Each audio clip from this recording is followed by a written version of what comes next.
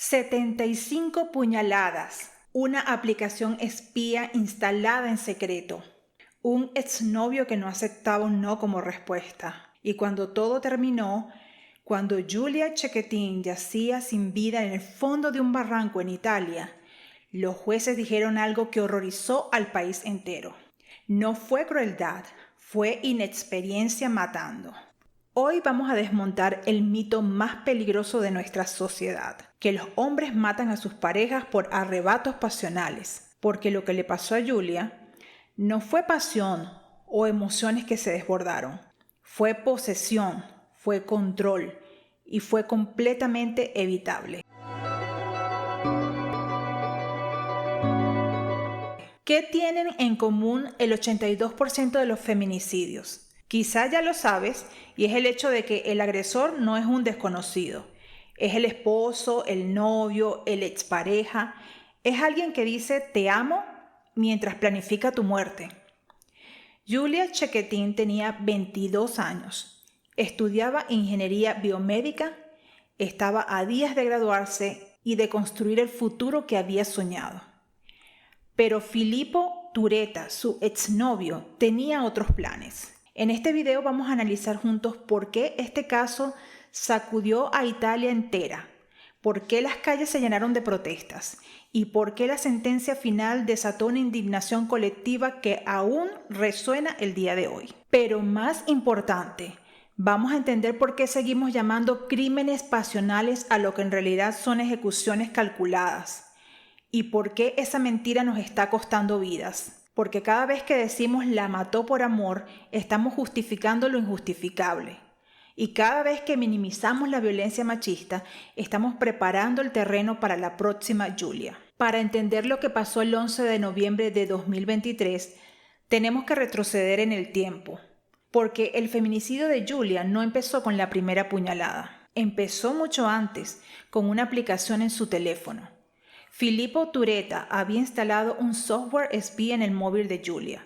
Sin que ella lo supiera, él podía ver cada mensaje, cada llamada, cada movimiento que ella hacía. ¿Te suena familiar? Es el mismo patrón que vemos una y otra vez.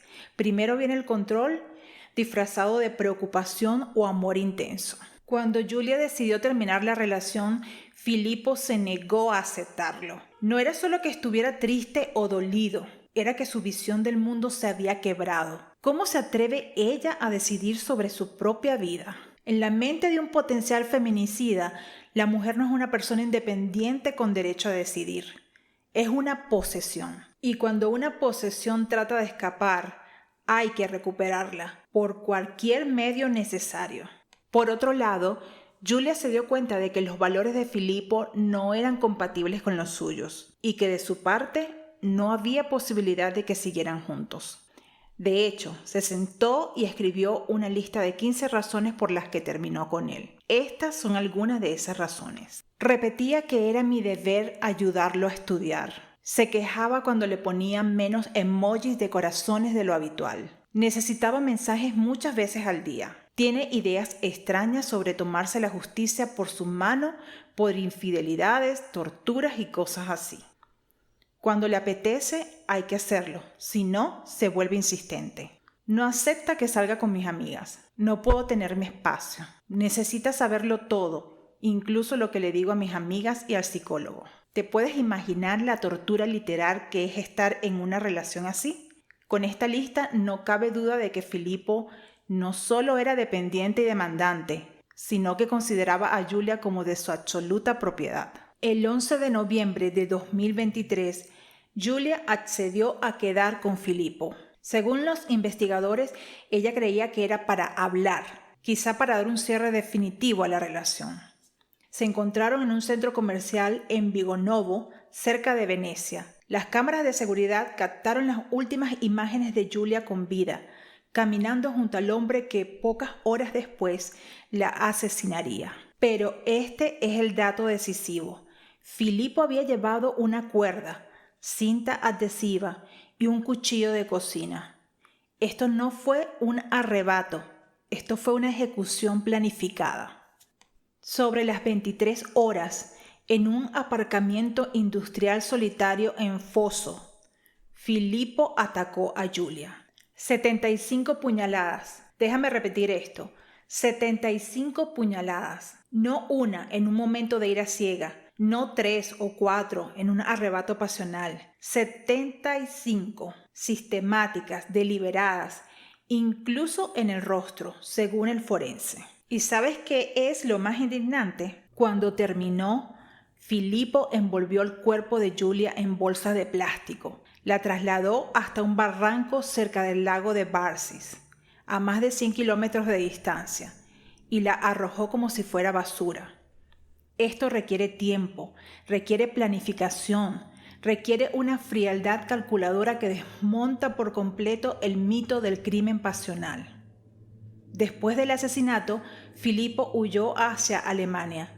Durante 8 días, mientras toda Italia buscaba desesperadamente a Giulia, él estuvo libre. 8 días en los que el padre y los hermanos de Giulia aparecían en televisión suplicando información, pidiendo ayuda en italiano, inglés y alemán, sin saber que Giulia ya estaba muerta. Cuando finalmente arrestaron a Filippo en una carretera alemana, confesó inmediatamente, no mostró remordimiento, no pidió perdón, solo explicó con absoluta frialdad a los investigadores cómo había planeado y ejecutado el asesinato. Durante su audiencia preliminar, en un arrebato que expuso su verdadera mentalidad, Filippo declaró al juez: «Yo todavía estaba enamorado de Giulia. Ella era mía y solo mía. Hice una cosa terrible, pero ella no podía ser de nadie más».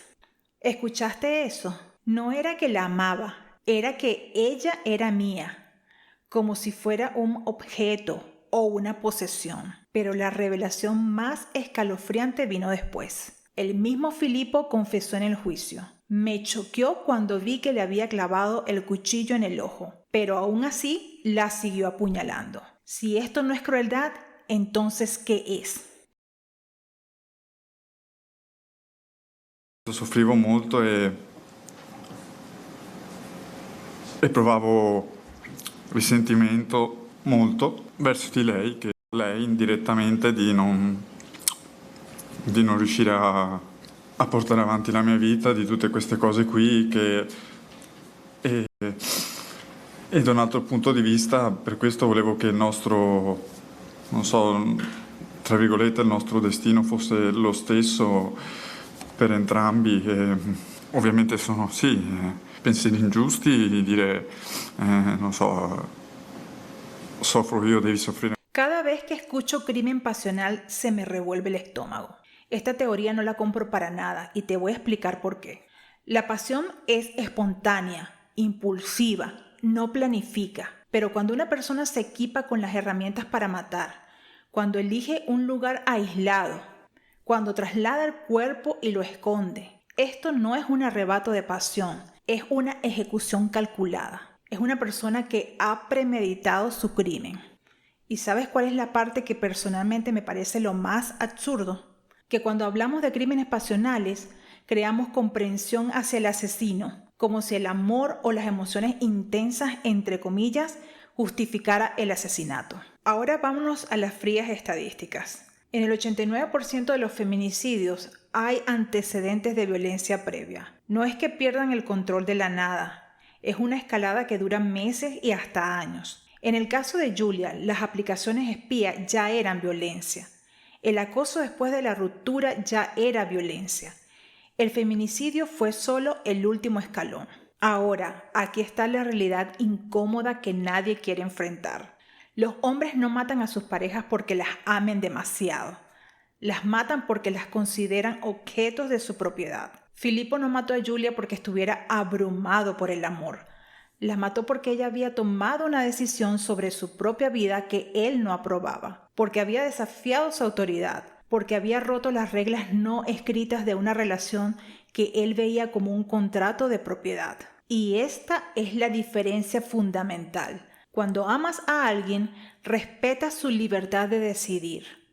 Cuando posees a alguien, destruyes lo que no puedes controlar. ¿Qué opinas del término crimen pasional? ¿Crees que se aplica al caso de Giulia?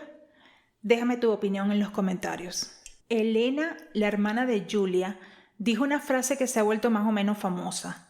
Ella dijo: los monstruos como Filipo no están enfermos, son los hijos sanos del patriarcado. Pero la pregunta del $1.000.000 es esta: ¿realmente existe el patriarcado en el 2025?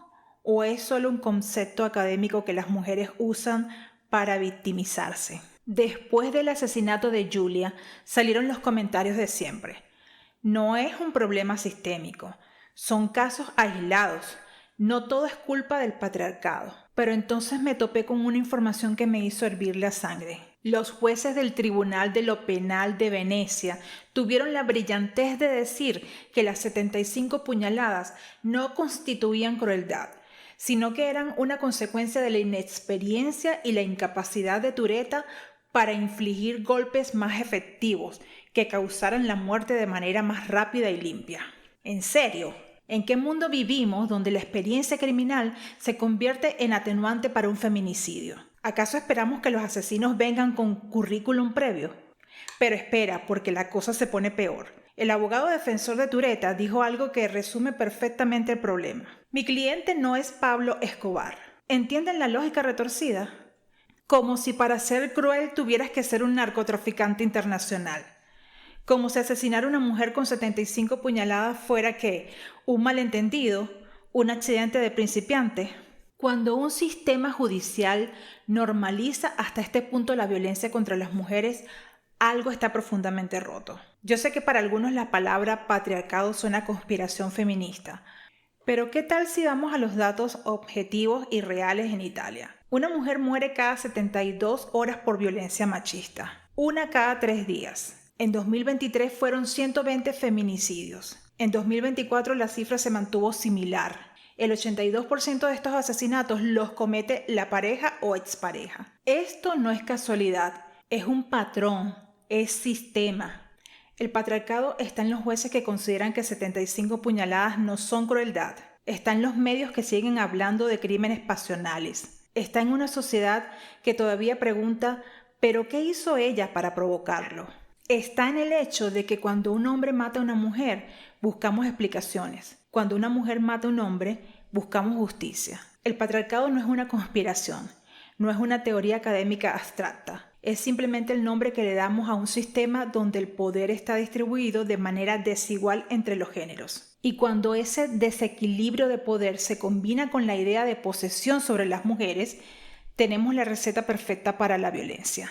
¿Existe el patriarcado? Pregúntale a las 120 familias que perdieron a una hija, madre, hermana en Italia solo en 2023. Pregúntales si creen que vivimos en un mundo donde hombres y mujeres enfrentan los mismos riesgos cuando deciden terminar una relación. Antes de despedirme, quiero compartir contigo algo que me ha estado dando vueltas en la cabeza desde que comencé a investigar este caso. Julia Cecchettin tenía 22 años. Tenía planes, sueños, una carrera por delante. Tenía una familia que la amaba y amigos que la apoyaban. Lo único que la diferenciaba de millones de mujeres en el mundo era esto. Tuvo la mala suerte de decirle no a un hombre que creía que tenía derecho a su vida.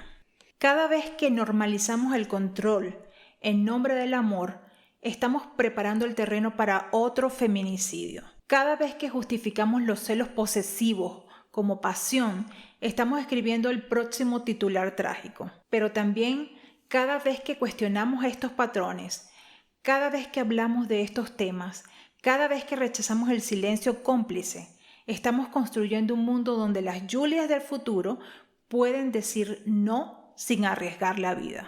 Julia Cecchettin no murió en vano si su historia sirve para salvar aunque sea una vida. No murió en vano si su caso ayuda a que una mujer reconozca las señales de alarma y salga a tiempo. Se ayuda a que un hombre reflexione sobre sus comportamientos controladores y cambie. El mejor homenaje que podemos hacerle no son las flores en su tumba, es construir un mundo donde ninguna mujer más tenga que morir por decir no. Me encantaría conocer tu perspectiva sobre todo esto. ¿Qué opinas sobre la sentencia? ¿Crees que casos como este pueden generar cambios reales? ¿Has vivido o conoces situaciones de control que al principio parecían amor? Déjame tu comentario abajo. Y si este video te hizo reflexionar, Si crees que puede ayudar a alguien más, compártelo. Si te interesa este tipo de análisis sobre casos de violencia de género, sexismo y misoginia, suscríbete al canal y activa la campanita de notificaciones. Cada semana subo contenido que va más allá de los titulares, que busca entender el porqué detrás de los hechos. Nos vemos en el próximo video. Y recuerda, el cambio empieza con la conversación.